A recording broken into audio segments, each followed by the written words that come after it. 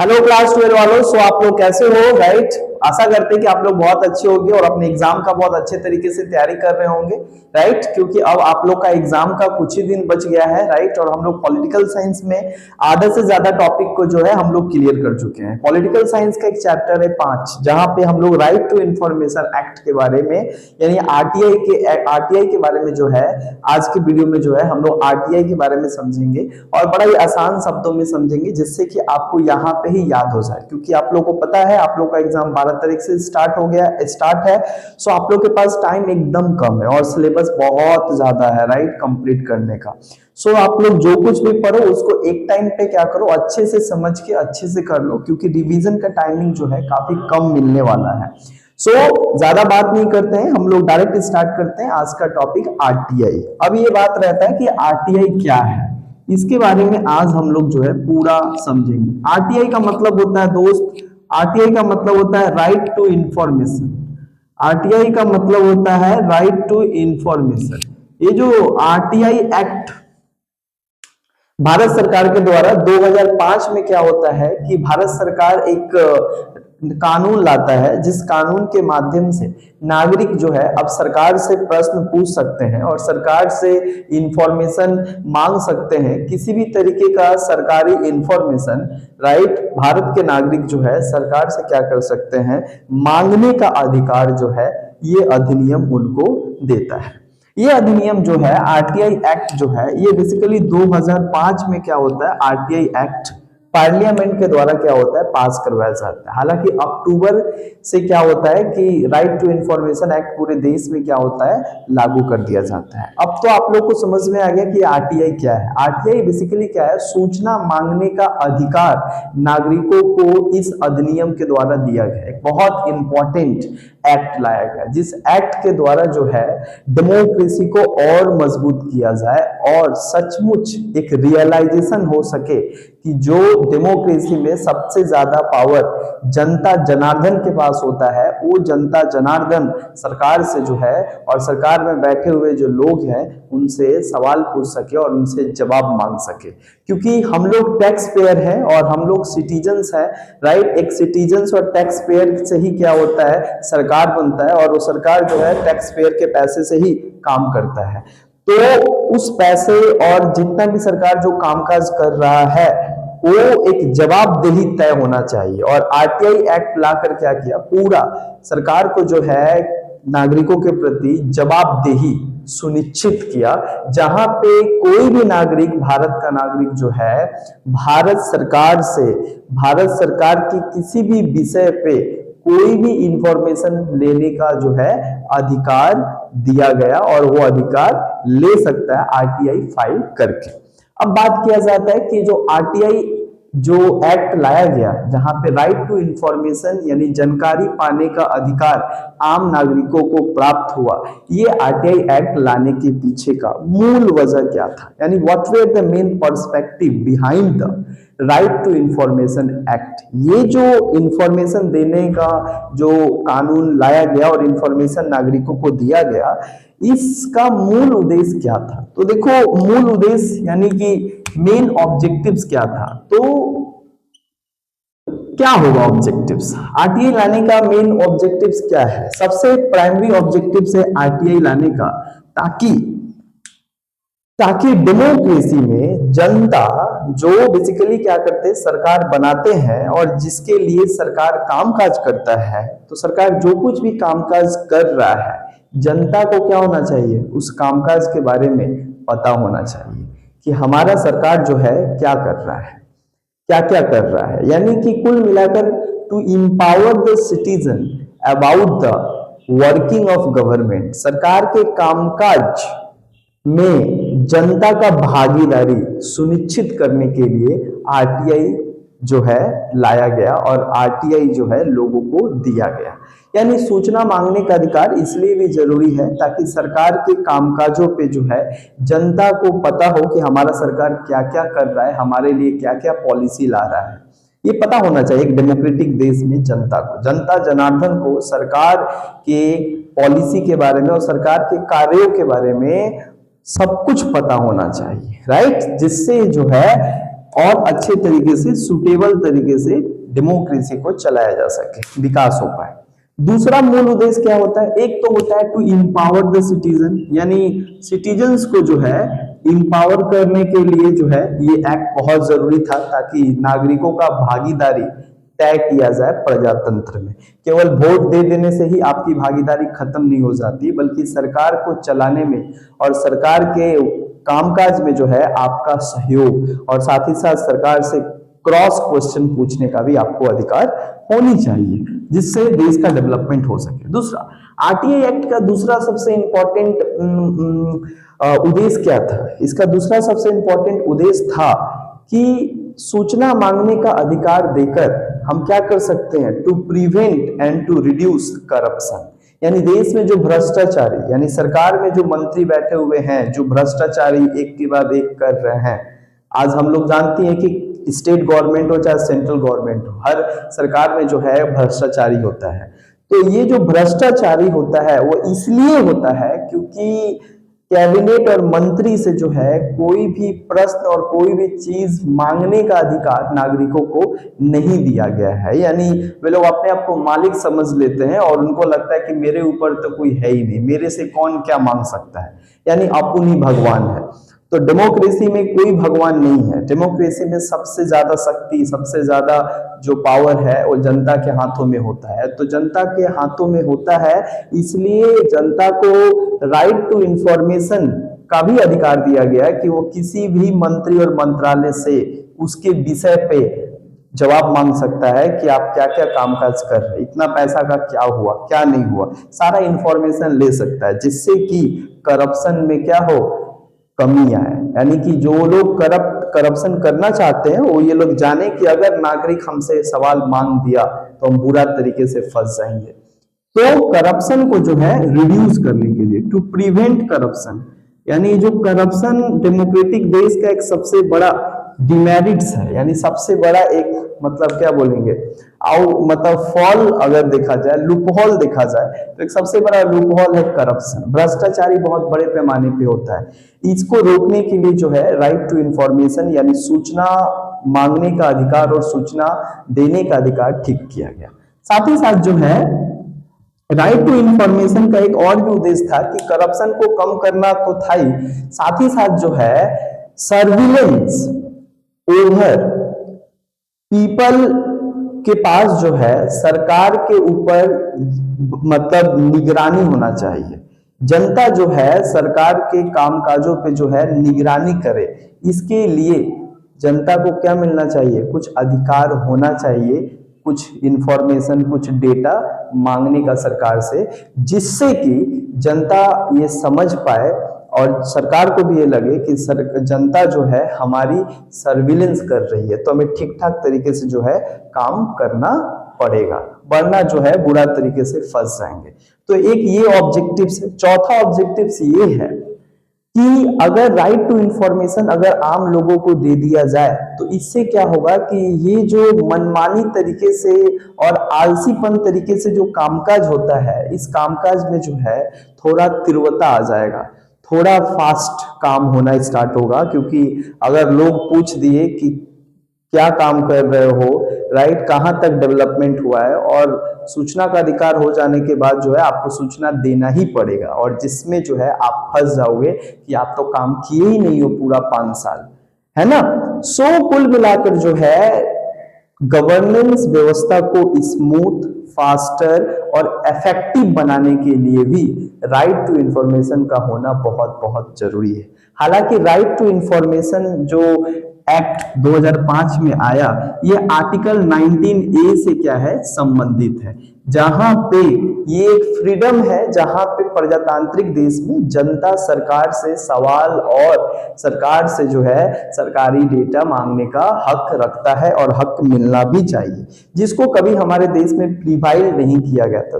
Constitution में था, लेकिन कॉन्स्टिट्यूशन में स्पष्ट भाषा में नहीं था। इसको भारत सरकार 2005 में जो है पार्लियामेंट से पास कराकर इसको कानूनी अधिकार दे दिया, और भारत के सभी नागरिकों को जो है ये सरकार से प्रश्न पूछने का और सरकार से जवाब मांगने का जो है अधिकार है, जिससे उनका अकाउंटेबिलिटी फिक्स हो। एक यहाँ पे मूल उद्देश्य ये भी था कि सरकार को अकाउंटेबल यानी सरकार को जवाबदेही बनाया जाए, जनता के प्रति जवाबदेही हो, इसके लिए जो है राइट टू इंफॉर्मेशन होना चाहिए, जिसके आधार पे जनता सरकार को भी जो है क्या करे, सरकार को भी जो है जनता के पास लाए और जनता को जवाब देना पड़ेगा। कोई भी सरकार ये ना समझे कि तुम्हारे ऊपर कोई नहीं है, आपको जनता का जवाब देना पड़ेगा। आप जनता के प्रश्न और जनता के मांगे गए आप जो भी आंसर है उससे आप बच नहीं सकते हो। अगर आप नहीं देते यानी कि कुछ झोल है। तो कुल मिलाकर जो है आरटीआई एक्ट जो है एक टू इंश्योर अकाउंटेबिलिटी यानी जवाबदेही और पारदर्शिता। पारदर्शिता का मतलब होता है फेयरनेस, सरकार ठीक ठाक तरीके से फेयर तरीके से काम करे, स्मूथ तरीके से काम करे, इसके लिए अकाउंटेबिलिटी सरकार का जवाबदेही और सरकार का फेयर वर्क बहुत ज्यादा क्या है जरूरी है। ये दोनों को सुनिश्चित करने के लिए ये राइट टू इंफॉर्मेशन एक्ट नागरिकों को दिया गया, ताकि सरकार का देश में प्रजातंत्र में जनता के प्रति जवाबदेही तय हो सके और साथ ही साथ पारदर्शिता तरीके से पारदर्शी हो सके, पारदर्शी तरीके से काम करे, बिना पक्ष विपक्ष को देखे हुए सरकार को अपना सरकार का काम करना चाहिए। तो ये कुछ मूल क्या है उद्देश्य है। इसके अलावा अगर बात किया जाए ऑब्जेक्टिव्स के अलावा, तो कौन वो है who will ask information, who will seek information from the government, यानी वो कौन से लोग जो हैं जो आरटीआई के तहत जवाब और सरकार से जो है सूचना मांग सकते हैं। तो ये आरटीआई एक्ट में साफ साफ कहा गया है सूचना मांगने का अधिकार केवल ओनली इंडियन सिटीजन्स, यानी जो भारत के नागरिक हैं, भारत देश में पैदा हुए हैं और भारत में नागरिक हैं, जो वोट देते हैं, केवल भारतीय नागरिक ही सरकार से और भारत सरकार से क्या कर सकता है, सवाल पूछ सकता है और सूचना का अधिकार प्राप्त कर सकता है।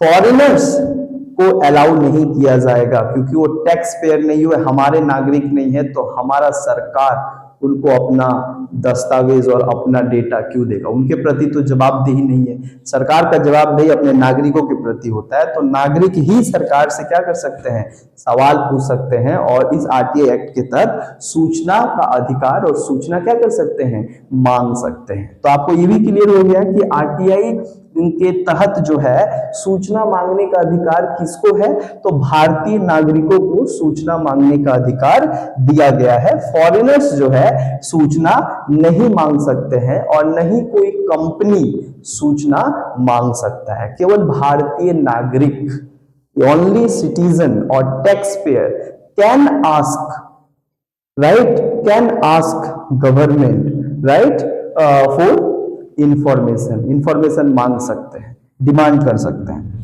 अब बात आता है कि ये जो इंफॉर्मेशन है, क्या सभी तरीके का, किससे आप इंफॉर्मेशन मांग सकते हो, यानी आप किससे इंफॉर्मेशन मांग सकते हो। तो सबसे पहले यहाँ पे बोला गया कि भाई केवल पब्लिक अथॉरिटी, पब्लिक अथॉरिटी का मतलब होता है पब्लिक अथॉरिटी या पब्लिक इंस्टीट्यूशंस या पब्लिक बॉडी से ही भारतीय नागरिक क्या कर सकते हैं, उससे सूचना मांग सकते हैं। यानी किससे रिलेटेड सूचना जो है भारत के नागरिक मांग सकते हैं।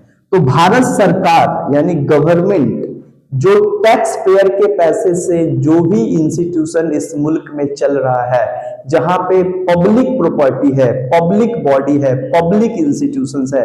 पब्लिक का मतलब क्या होता है, गवर्नमेंट इंस्टीट्यूशंस है, गवर्नमेंट ऑर्गेनाइजेशंस है, जहां पे गवर्नमेंट के फंड से क्या होता है, वो इंस्टीट्यूशंस चल रहा है, वो ऑफिस चल रहा है। तो उतने सारे इंस्टीट्यूशंस जो सरकार को फॉलो करते हैं और सरकार के फंड से क्या हो रहा है, गवर्नमेंट फंडेड हैं, उन तमाम संगठनों से जो है भारत के नागरिक क्या कर सकते हैं, राइट टू इंफॉर्मेशन के तहत उनसे सूचना मांग सकते हैं, उनको डिनाई नहीं किया जाएगा। जैसे हम आपको बता रहे हैं सबसे पहले यहाँ पे है सेंट्रल गवर्नमेंट यानी केंद्र सरकार से सवाल आप केंद्र सरकार से जो है, और केंद्र सरकार के जितने भी जो बॉडी है उससे आप क्या कर सकते हो, आप सूचना मांग सकते हो केंद्र सरकार से। उसके बाद स्टेट गवर्नमेंट राज्य सरकार से आप क्या कर सकते हो, सूचना मांग सकते हो। और साथ ही साथ आपके पाड़ा में जो लोकल सेल्फ गवर्नमेंट यानी रूरल एरिया में पंचायत और अर्बन एरिया में म्युनिसिपैलिटी, आप इससे भी क्या कर सकते हो, उससे जुड़े हुए जो विषय है आप इनसे भी सूचना मांग सकते हो। और इन सभी को क्या करना पड़ेगा, सूचना आपको देना पड़ेगा। साथ साथ कुछ और भी इंस्टीट्यूशंस जो गवर्नमेंट फंडेड इंस्टीट्यूशंस है, यानी एक ऐसे इंस्टीट्यूशंस जो सरकार के पैसे से चलता है, उस इंस्टीट्यूशन से आप जो है सूचना मांग सकते हो उसके बारे में। साथ ही साथ जो है गवर्नमेंट फंडेड एनजीओ, कुछ ऐसे भी नॉन गवर्नमेंटल ऑर्गेनाइजेशंस है, कुछ ऐसे भी गैर सरकारी संगठन है जो डायरेक्ट सरकार तो नहीं चलाता है लेकिन सरकार के गाइडलाइन को फॉलो करते हैं और सरकार के फंड से ही क्या होता है, चलता है। यानी सरकारी फंड से जितने भी इंस्टीट्यूशंस और ऑर्गेनाइजेशंस इस मुल्क में चलते हैं उन सभी से भारत के नागरिक को सवाल पूछने का और उससे सूचना मांगने का अधिकार इस आरटीआई एक्ट के तहत दिया गया। आपको ये भी समझ में आ गया कि पब्लिक ऑथोरिटी और इंस्टीट्यूशंस यानी जितने भी गवर्नमेंट बॉडी है, सरकारी जितने भी संगठन हैं इस मुल्क में, भारतीय संविधान में जहां जहां सरकारी संगठनों का जिक्र किया गया है उन तमाम संगठनों पे जो है आरटीआई एक्ट के तहत आप जो है सूचना मांगने का भागीदारी और सूचना मांगने का आपको हक है और उनको सूचना आपको देना पड़ेगा। लेकिन कोई भी प्राइवेट, क्या कोई प्राइवेट कंपनी से मांग सकते हो? जो प्राइवेट कंपनी सरकार के फंड से नहीं चलता है, नहीं। आप क्या मुकेश अंबानी, टाटा, रिलायंस, जियो से मांग सकते हो? नहीं, क्योंकि ये प्राइवेट कंपनी है, ये गवर्नमेंट ऑन्ड कंपनी नहीं है, ये बेसिकली प्राइवेट ऑन्ड कंपनी है। ठीक है, तो कोई भी प्राइवेट कंपनी जो है जो सरकार के फंड से नहीं चलता है, उन सारे कंपनी से जो है हम सवाल नहीं पूछ सकते क्योंकि वो हमारे टैक्स के पैसे से थोड़ी चलता है, वो तो भाई खुद अपना पैसा लगाते हैं और चलता है। तो कोई भी गैर सरकारी संगठन से जो सरकार के पैसे से नहीं चलता है या गवर्नमेंट फंडेड नहीं है, राइट, उससे जो है आपको सूचना मांगने का अधिकार नहीं है ना। आप किसी प्राइवेट कंपनी से थोड़ी मांगोगे भाई, सिंपल बात है। यह अधिकार आपको सरकारी संगठन के लिए दिया गया है। अब तो यहां तक आपको समझ में आया। अब हम लोग ये बात करते हैं कि क्या क्या इंफॉर्मेशन जो है सरकार से, क्या आप कोई भी कुछ भी पूछ सकते हो, सरकार क्या कर रहा है, सरकार कहां पे क्या, मतलब सरकारी संगठन से आप क्या, सरकार से कुछ भी आपको सूचना पाने का अधिकार है। देखो भैया, सारा सूचना तो एक व्यक्ति, माँ बाप भी सब सारा सूचना नहीं देते हैं, कुछ चीज जो है छुपा के रखते हैं, जो चीज गोपनीयता के लिए जरूरी है, इस मतलब सिक्योरिटी के लिए काफी ज्यादा जरूरी है, तो उसी तरीके से सरकार भी है। आपको आधा से ज्यादा कई सारे सूचना आप सरकार से प्राप्त कर सकते हो और ऐसे भी कुछ सूचना है जहां पे सरकार आपको जो है सूचना नहीं दे सकती है। तो पहले पढ़ते हैं कि कौन कौन सा वो सूचना है जो आप सरकार से जो है मांग सकते हो और सरकार आपको डिनाई नहीं करेगा, सरकार को देना ही पड़ेगा। तो सबसे पहला यहाँ पे आप सरकार गवर्नमेंट रिकॉर्डेड, गवर्नमेंट का जो रिकॉर्ड है, सरकारी जितने भी जो दस्तावेज है, राइट, आप उनसे मांग सकते हो। लाइक कोई भर्ती हुआ तो उस भर्ती के कितना भर्ती हुआ, कैसे भर्ती हुआ, कितना पैसा है, राइट, आप सब कुछ क्या कर सकते हो, मांग सकते हो। उसके अलावा जो है आप टेंडर का नोटिस, टेंडर अगर आप भरना चाहते हो तो टेंडर के बारे में अगर जानना चाहते हो तो आप क्या कर सकते हो, आरटीआई करके आप जो है मांग सकते हो। साथ ही साथ जो है आपके पाड़ा में अगर कोई कंस्ट्रक्शंस का काम हुआ है, लाइक रोड बनाया गया है, पुल बनाया गया है, सड़क बनाया गया है या रेलवे स्टेशन बनाया गया है, तो उसको बनाने में कितना खर्चा लगा, कौन ठेकेदार था, कौन बनाया, सब चीज का इंफॉर्मेशन आपको सरकार क्या करेगा, देगा। यानी वो हर चीज आप मांग सकते हो जो सरकार देगी जहां पे राष्ट्रीय सुरक्षा का सवाल नहीं आता है। यानी और भी बहुत सारा है, टेंडर रिलेटेड हो गया। अच्छा, एक्सपेंडिचर, यानी सरकार जो है कितना रुपया जो है कहां कहां खर्च कर रहा है, वो भी आप मांग सकते हो। विदेशी दौरा पे प्रधानमंत्री कितना पैसा खर्चा कर रहे हैं, सरकार कौन कौन सा सेक्टर में कितना पैसा खर्चा कर रहा है ना। तो सरकार का आमदनी क्या है, खर्चा क्या है, राइट, कहां कहां पे सरकार पैसा खर्चा कर रहा है, हर चीज के बारे में आप जो है आरटीआई फाइल करके सरकार से क्या कर सकते हो, प्रश्न पूछ सकते हो और सरकार आपको क्या करेंगे, जवाब भी देंगे। अब बात करते हैं कि वो कौन कौन से ऐसे प्रश्न हैं जहां पे सरकार जो है आप आरटीआई फाइल करके जो है सरकार से नहीं पूछ सकते हो। वैसे मामले, जो मामला सरकार की सुरक्षा, देश की सुरक्षा, एकता, अखंडता और संप्रभुता के लिए खतरा साबित हो सकता है, वैसा इंफॉर्मेशन सरकार जो है आरटीआई के अंतर्गत नहीं दे सकती है। ये साफ साफ आरटीआई में लिखा गया है। जैसे कि पहला, the matters which is related to the national security, यानी कोई भी अगर मैटर्स राष्ट्रीय सुरक्षा से जुड़ा हुआ हो, जिसमें देश की सुरक्षा का बात हो, वो इंफॉर्मेशन सरकार अपने नागरिकों को भी नहीं दे सकती है, क्योंकि उससे देश की खतरा हो सकता है। दूसरा यहां पे बात किया जाता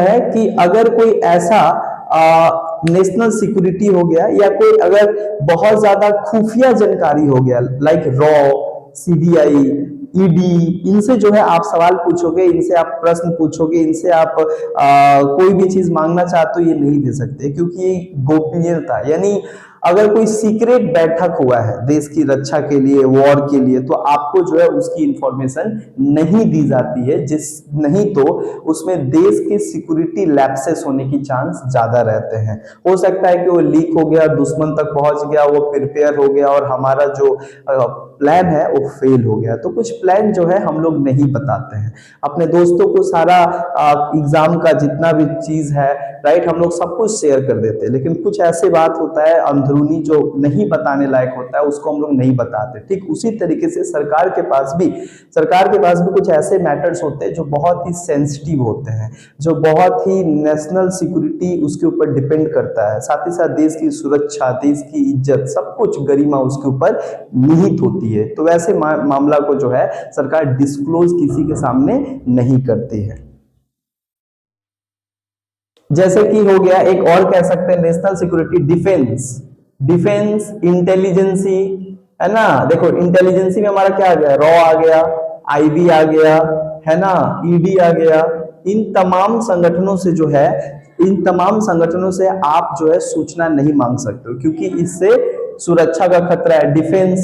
डिफेंस आपको हर इंफॉर्मेशन आपको नहीं दे सकती है कि कहां कहां पे कौन कौन सा कमांडो काम कर रहे हैं, है ना, प्रधानमंत्री मोदी के एसपीजी में कौन कौन से काम कर रहे हैं। और दूसरा पर्सनल इंफॉर्मेशन, है ना, पर्सनल इंफॉर्मेशन भी किसी का सरकार नहीं देता है। लाइक देश के प्रधानमंत्री की सुरक्षा में जो है उनका बैकग्राउंड क्या है, वो कौन है, कहां से बिलोंग करते हैं, ऐसे क्या हो सकता है, देश के प्रधानमंत्री की सुरक्षा में खतरा हो सकता है, वह देश की सुरक्षा में खतरा हो सकता है। तो पर्सनल मैटर्स, जो एक व्यक्ति की व्यक्तिगत जानकारी कभी भी सरकार जो है डिस्क्लोज नहीं करती है। इसके अलावा कोई अगर सीक्रेट बैठक होता है, सीक्रेट कैबिनेट मीटिंग, यानी जैसे आप लोग को पता होगा कि पहलगाम होने के बाद जो है भारत सरकार सीक्रेट मीटिंग कर रहा था, सीक्रेट कैबिनेट मीटिंग हो रहा था। तो वो मीटिंग जो होता है गोपनीयता होता है, वहां पे स्ट्रेटेजी फिक्स किया जाता है कि कैसे हमको मारना है, कितना बजे का टाइम होगा, कौन जाएगा। तो ये सब कुछ छुपा के रखा जाता है जब तक ये ऑपरेशन सक्सेसफुल ना हो। और ये बहुत जरूरी भी है देश की सुरक्षा के लिए और देश के मतलब बदला को पूरा करने के लिए, और ऑपरेशन को सही तरीके से हम लोग क्या करें, सही तरीके से अंजाम दे पाए, इसके लिए जरूरी है कि कोई चीज छुपा के रखे। अब बात आता है कि अगर सरकार, आप क्या करते हो, कुछ इंफॉर्मेशन मांगते हो जो सरकार अगर नहीं देता है, तो आप क्या कर सकते हो, तो उसके लिए एक आरटीआई एप्लीकेशन फाइल करना पड़ता है। अगर सरकार से अगर आप कोई चीज मांगते हो और जो देने लायक है, अगर सरकार नहीं देती है, तो आप आरटीआई फाइल कर सकते हो। सबसे पहले तो आपको आरटीआई फाइल करने के लिए क्या करना पड़ता है, 10 रुपया का एक मूल्य होता है। 10 रुपया देकर जो है आप एक पेपर में क्या कर सकते हो, अपने एप्लीकेशन लिख सकते हो। और पेपर में एप्लीकेशन किसको लिखना है, पब्लिक इंफॉर्मेशन ऑफिसर, जिस डिपार्टमेंट के इंफॉर्मेशन चाहिए उस डिपार्टमेंट के पब्लिक इंफॉर्मेशन ऑफिसर यानी to the public information officer और कंसर्न डिपार्टमेंट यानी जिस डिपार्टमेंट को आप भेज रहे हो, मतलब पब्लिक इंफॉर्मेशन ऑफिसर्स को ही क्या किया जाता है, एप्लीकेशन में लिखा जाता है और वहां पे आप क्या करते हो, अपना नाम लिखते हो, अपना एड्रेस लिखते हो, अपना फोन नंबर लिखते हो और साथ ही साथ वहां पे दिया जाता है कि आपको किस फॉर्म में आपको ये इंफॉर्मेशन चाहिए, पीडीएफ में चाहिए ना, सॉफ्ट कॉपी में चाहिए ना, ईमेल में चाहिए, तो सब कुछ आपको देना पड़ता है। साथ ही साथ बताया जाए तो ये जो 10 रुपया जो एप्लीकेशन फाइल करने का चार्ज है, राइट, ये आप क्या कर सकते हो, ये उन लोग के लिए जो पैसा दे सकते हैं, वही जो इकोनॉमिकली वीकर सेक्शन है, एससी एसटी है, जिनके पास पैसा नहीं है, तो उनके लिए निःशुल्क है। आप निःशुल्क क्या कर सकते हो, आरटीआई फाइल कर सकते हो और आंसर ले सकते हो। साथ ही साथ जो है ये जनरली 30 दिन के अंतर्गत यानी 30 डेज के विदिन 30 डेज जो है आपको जो है जो आपका सूचना आप आरटीआई फाइल किए हो उसका आंसर आपको 30 दिन के अंतर्गत जो है दे दिया जाता है। और अगर 30 दिन के अंतर्गत नहीं दिया जाता है तो आप क्या कर सकते हो, 30 दिन और एक दूसरा है कि ज्यादा लेट हुआ तो 45 दिन, है ना। लेकिन अगर कोई इमरजेंसी वाला यानी पर्सनल मैटर से रिलेटेड अगर कोई है तो 48 घंटा के अंदर जो है आपको आंसर दे दिया जाता है। यानी कोई अगर पर्सनल मैटर से रिलेटेड अगर कोई आरटीआई फाइल किए हो तो उस मैटर्स में और उस संबंध में जो है भारत सरकार और कोर्ट डिपार्टमेंट जो है 48 घंटा के अंतर्गत आपको जवाब देना पड़ता है। और अगर 30 दिन, 45 दिन और 48 घंटा के अंतर्गत जवाब नहीं देता है तो आप अपील कर सकते हो। कहां पे अपील कर सकते हो, सबसे पहला अपील, फर्स्ट अपील 30 दिन के बाद होता है। फर्स्ट अपील कितना दिन के बाद होता है, 30 दिन के बाद होता है। कहां पे अपील कर सकते हो, सबसे सीनियर ऑफिसर को आप अपील कर सकते हो। सीनियर ऑफिसर कौन होता है, सेंट्रल पब्लिक इंफॉर्मेशन ऑफिसर को आप क्या कर सकते हो, अपील कर सकते हो और बता सकते हो कि हमको जो है इंफॉर्मेशन अभी तक नहीं दिया गया। ये ऑफिसर क्या करेगा, आपका रिपोर्ट लेगा और ये आपको इंफॉर्मेशन देने का कोशिश करेगा। अगर ये भी नहीं देता है तो आप सेकेंड अपील कहां कर सकते हो, एक मिनट, सेकेंड अपील आप कहां कर सकते हो, आप सेकेंड अपील जो है, सेकेंड जो अपील है आप कहां कर सकते हो, डायरेक्ट कर सकते हो भारत सरकार का सेंट्रल इंफॉर्मेशन कमीशन। कहां कर सकते हो, सेंट्रल इंफॉर्मेशन कमीशन, जो सेंट्रल लेवल पे क्या काम करता है। अगर और एक होता है स्टेट इंफॉर्मेशन कमीशन, ये स्टेट लेवल पे काम करता है। यानी ये सेंट्रल लेवल का कमीशन है जो क्या करता है, रिपोर्ट लिखता है, और ये स्टेट कमीशन होता है जो स्टेट लेवल पे काम करता है। इस तरीके से जो है आप यहाँ पे क्या कर सकते हो, अपना जो शिकायत है वो दर्ज करवा सकते हो कि हमने एफआईआर और आरटीआई फाइल किया लेकिन हमको आंसर अभी तक जवाब नहीं मिला, राइट। तो इसका ये लोग क्या करते हैं, जांच करके आपको जवाब देते हैं। इस तरीके से हम लोग को समझ में आया कि भैया ये सब होता है। एक और ऑफिसर होता है, एक सबसे हायर ऑफिसर होता है सेंट्रल पब्लिक इंफॉर्मेशन ऑफिसर। ये रिस्पॉन्सिबल होता है to send all the information, ये सारा इंफॉर्मेशन यही क्या होता है, सेंड करता है जो जिससे मांगता है। लेकिन ध्यान रखने वाली बात है, सीपीआई ऑफिसर वही इंफॉर्मेशन आपको देता है जो इंफॉर्मेशन पहले से अवेलेबल होता है। ये खुद से बनाकर कोई इंफॉर्मेशन नहीं देता है, जो जैसा इंफॉर्मेशन रहता है उसको उसी इंफॉर्मेशन में दे देता है। बस आपको पूछता है आपको कौन सा लैंग्वेज में चाहिए, जो लैंग्वेज में बोलोगे उस लैंग्वेज में आपको कन्वर्ट करके दे देगा। उसके नीचे एक सब डिविजनल ऑफिसर होता है जिसका नाम है assistant central public information officer. Assistant central public information officer ये 7 जगहों पे काम करता है, कोलकाता, लखनऊ, असम, हाँ, कानपुर, अहमदाबाद, शिमला और चंडीगढ़, ये 7 जगह जो है काम करता है। अब बात करते हैं कि ये तो हम लोग सब कुछ जाने, अब बात करते हैं बेनिफिट क्या हुआ आरटीआई का। बेनिफिट हुआ कि इससे गुड गवर्नेंस, ये आने के कारण क्या होता है, सरकार सचेत हो जाता है कि भाई गड़बड़ी करेंगे तो फंस जाएंगे, इसीलिए जो है गुड गवर्नेंस हुआ, यानी शासन जो है आया। इसके अलावा देख सकते हैं कि इसका काफी बेनिफिट है। बेनिफिट ये है कि करप्शन में काफी कमी देखने को मिला। तीसरा है कि smooth and effective governance system, यानी बड़ा अच्छे तरीके से जो है सरकार कामकाज करना स्टार्ट किया, यानी सरकार का कामकाज करने की जो तीव्रता है वो काफी ज्यादा बढ़ जाता है। इससे क्या होता है, सरकार का जवाबदेही तय होता है और सरकार के कामकाज में पारदर्शिता आता है। इसके अलावा भी देखा जाए तो कुछ इसका वीकनेस भी है कि misuse of information, miss information लेकर सरकार का मिसयूज किया जा रहा है। दूसरा हो रहा है डिले इंफॉर्मेशन प्रोवाइडिंग, यानी ये जो इंफॉर्मेशन मांगा जा रहा है 30 दिन के अंदर, ये काफी समय लग जाता है देने में। दूसरा क्या होता है, lack of coordination of officer, यानी जो पब्लिक इंफॉर्मेशन ऑफिसर होते हैं जिनके ऊपर दायित्व होता है कि सारा इंफॉर्मेशन नागरिकों को आरटीआई के तहत देना, वे लोग क्या करते हैं, कोऑपरेट नहीं करते और सहयोग नहीं करते। लेकिन उसके बावजूद भी ओवरऑल देखा जाए तो आरटीआई आने के बाद देश में जो है नागरिक जो है सरकार से सवाल पूछ सकते हैं, और ये डर के कारण जो है